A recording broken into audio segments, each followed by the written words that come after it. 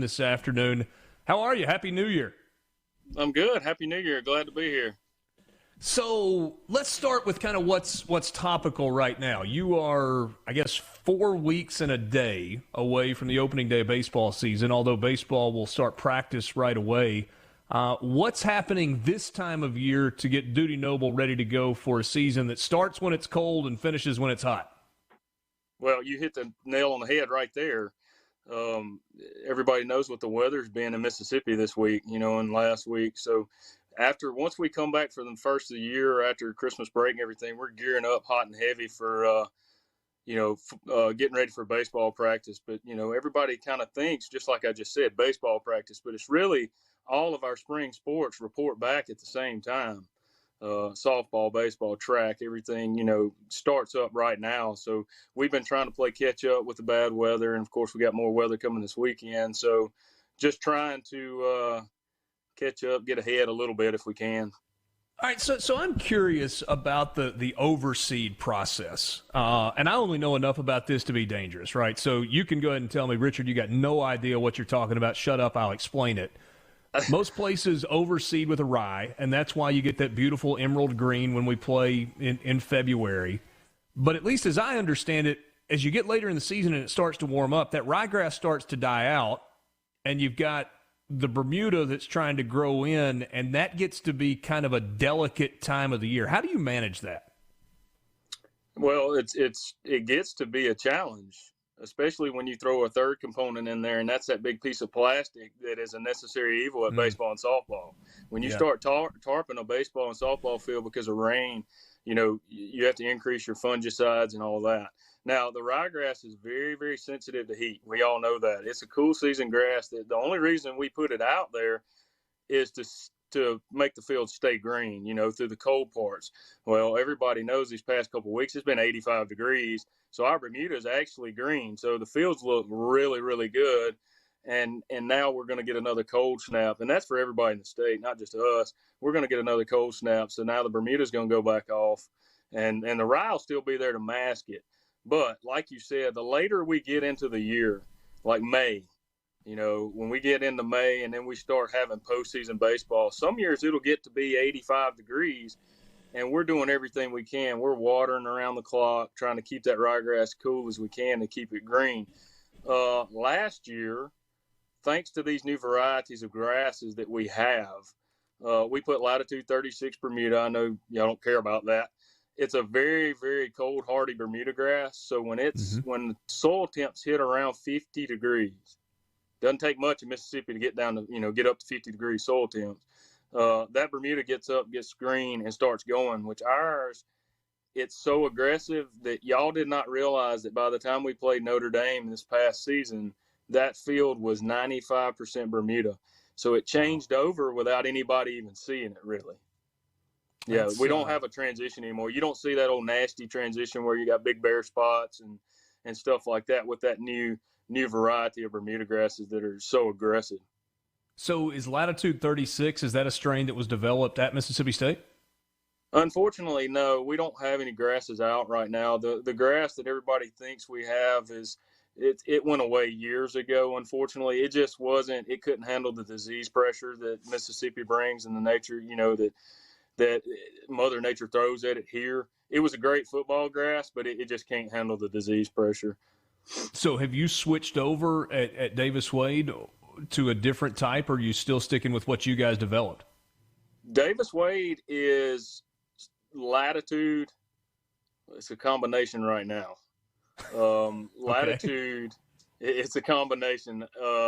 We sodded up the gut before the Bama game. So when we practiced before we left to go to A&M on Thursday night, we were waiting for them to finish practicing. When they finished practicing, we rolled the trucks out and we ripped the gut up of that field 60 feet wide by 100 yards long, just because it had started thinning out from all the use. And what we did, Latitude, not to get too scientific, I know y'all don't care about all that.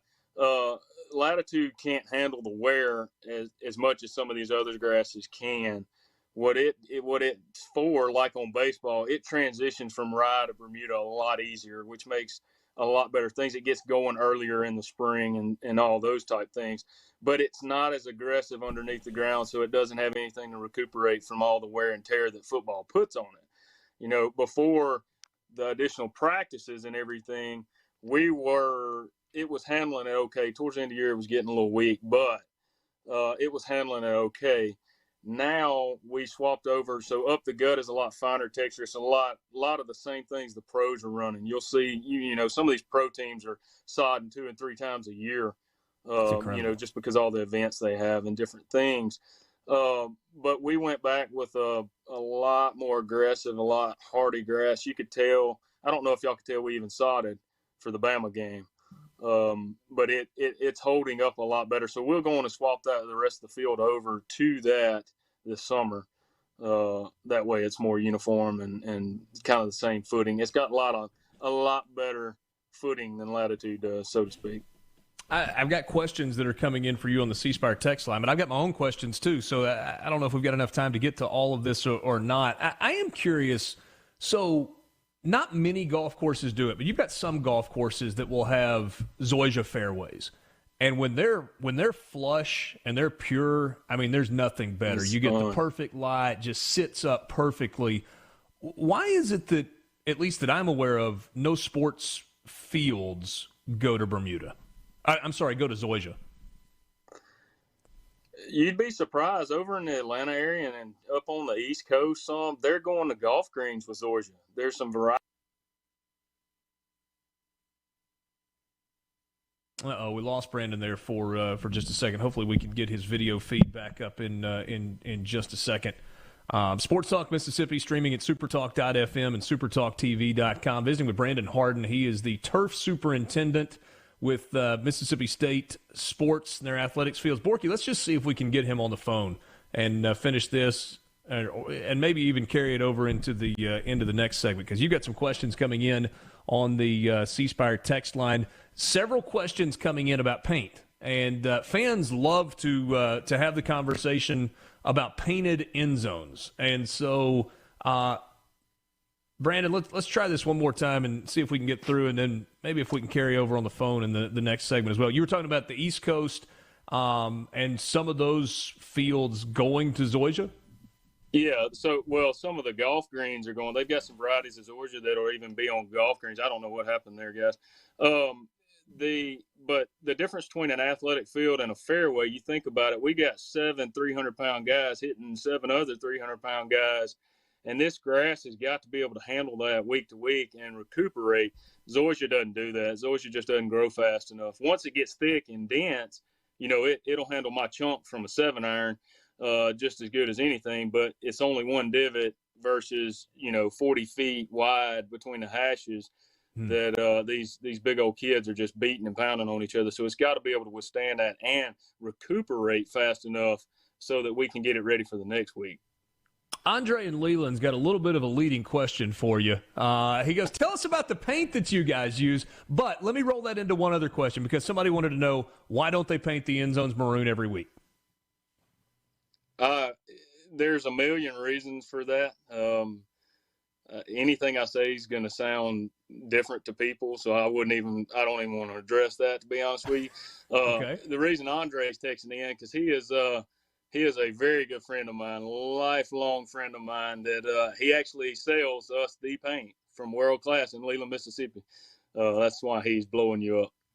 Yeah. Well, and don't they have the stencil business that's used for, I mean, football stuff all over the place in terms of the way that Absolutely. They do the Super Bowl. They do everything. They've got some big competitors. Pioneer's a bigger company than them, but based out of Leland, Mississippi, just like the Star Spangled M-State we did for military appreciation, that was kind of a last-minute deal that me and Leo were talking about, and then boom, I called Andre. He had it ready in 2 days. I jumped in the truck, ran over there, picked it up, and the paint, came back, threw it down, and y'all saw it. Wow. That's really cool. Yeah, hey, without getting into an uncomfortable conversation about painted end zones, because that's something that happens everywhere. It's like fan bases everywhere want painted end zones. Is painting over and over and over on grass, is it just hard on the grass? Well, it becomes, in our situation, it becomes a lot of things. I have 4 full-time guys. in the fall, we're juggling, baseball, softball, football practice every day. We're juggling all those things all the while trying to get Davis Wade ready to go as well. It becomes a time thing where we've got 26 letters in the end zones, and it's hard enough to get the so 26 really labor letters intensive. painted. Yeah, it's hugely labor intensive for us. If a lot on the south end where the visiting team locker room is, that entire end zone is completely shaded. Brandon, hang tight have you got time to hang with us for one more segment? Yeah. Team Mississippi Farm Bureau visiting with Brandon Hardin. He's the sports turf superintendent at Mississippi State. You'll like this. Brian sends us a message on the C Spire text line. He says the turf guy deserves $1 million salary. You're not going to argue with that, are you? Not at all. Not at all. He's on board, Brian. If you want to be Brandon's agent, we'll connect you guys after it's all said and done. Hey, I want to ask you about this. So we've seen the trend in college baseball stadiums in particular. It's not something you see at the big league level, but foul ground areas, the area behind home plate, going to an artificial surface, and in your case in Starkville, even the home plate traditional dirt area is an artificial surface. Why have we gone to that, and then specifically why the home plate area as turf and as opposed to dirt? All right, so it's as simple as when recruiting picked up and became almost a year-round type deal, it is readily available to have that synthetic turf down with the lines on it, the boxes, and everything's ready to go 24/7, right? Mm-hmm. At certain times, we were having to pull the tarp, dress it up, get it game ready, chalk, all that kind of stuff, just for a recruit to walk by it, right? So this decision was made to go with that synthetic turf. Before we ever built the new dude, we had a terracotta orange out there, and it makes life simpler from that aspect of being ready all the time, right? But one thing, not to down one side of the industry or not, they got enough of that during the national championship the other night. Synthetic turf is not maintenance free. What it is it's not maintenance friendly. So anything you do to it, it's degrading those fibers. Because, ultimately it's just plastic, right? So sure. Cleats, metal spikes meet plastic. So when it wears out, there's nothing but gravel on it versus the dirt that we normally use. We can always fix that pretty quick. This synthetic turf has been, it's been unique. We're learning, every day we learn something new about it over there. From the first synthetic turf we had to the turf we have now. One thing that, we've learned through the years, you can't keep it all the same color when you replace it. The sun bleaches it rapidly. I was going to ask you about that. There's no way to keep it the same color as the grass, is there? No. The only way to do it is if the piece you're going to replace it with is if you lay it out in the sun somewhere for, the same amount of time that other stuff's been out there, and that's just not possible. But what makes it unique is, Richard, we're managing at Duty Noble, we're managing 3 different surfaces inside of one surface. So we've got synthetic foul ground that ties into a grass area, that ties into a dirt area, that ties back into a synthetic warning track. So it's very unique. It's touchy. Our biggest time consuming thing is making sure our tie-ins are safe. Anybody that's talked to me about anything that I do knows that it's safety, playability, then looks, right? So usually if 1 and 2 are there, 3 is there too. But we make sure that we don't have any lips, any tie-in problems. We actually flattened out the infield this year a little more. It was kind of domed up from where we built it originally. We actually took about a 1/2 inch off the top of that with a machine called a phrase mower and grew the grass back in. We did that in August, right before fall ball. So, but yeah, it's very unique. All right, we got a couple of home lawn questions that I want to throw out at you, and then I'm going to tell you this.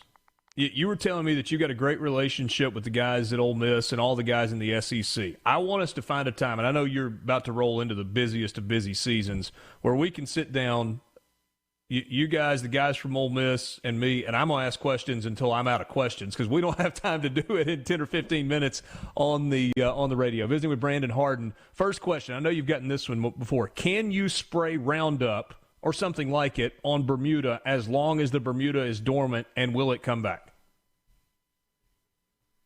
I'm not going to recommend any of that, but I've sprayed it on green Bermuda and it's been fine. Okay. It just depends on, everything is all about calibration. You can spray anything, anywhere, anytime, as long as everything's calibrated and you follow the label rules. I wouldn't recommend spraying Roundup on anything you didn't want to kill. Don't spray Roundup on anything that you don't want to kill. Okay. Yep. Homeowner that is sitting here right now, mid-January, and knows it's going to warm up in March, what do they need to be doing now to help their grass be good when it comes up in March, April, May? We got about a minute left. Soil samples, number one. Pull your soil samples, get them to the extension agent in your county. He will send them over here to the lab at MSU. They'll run an analysis. They'll tell you if you need lime, fertilizer, what you need. That's step one. Step two is you need to be either paying someone or you need to yourself get a pre-emergent herbicide down ASAP. While it's cold and it goes back off before these summer weeds start germinating in March and April, usually around Valentine's Day is our rule of thumb. Get you a pre-emerge out there, and your yard will never be clean if you try to play catch up. If you get in front of it, you'll have one of the best looking yard in the neighborhood. I do recommend paying somebody. It's cheap. Unless you got a couple acres worth of yard, it's cheap. They'll do a good job and you'll have the best yard in the neighborhood.